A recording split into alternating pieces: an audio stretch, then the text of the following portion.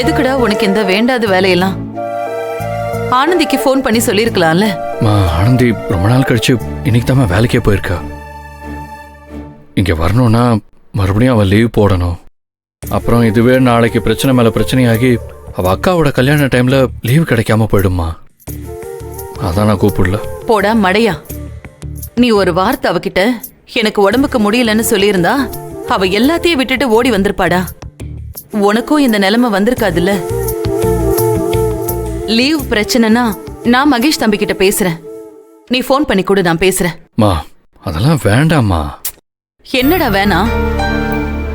பொண்ணு இந்த நிலைமையில பாக்க உயிரே போகுதுடா. முடியாத நேரத்துல ஒருத்தருக்கு ஒருத்தர் உதவியா இருக்கிறதுக்கு பேருதான் உறவு. நீ மகேஷ் தம்பிக்கு ஃபோன் போட்டு கொடு, நான் பேசுறேன். அம்மா பிரச்சனை என்னன்னே புரிஞ்சுக்காம ஆனந்திய வர வைக்கிறதுலே குறியா இருக்காங்க.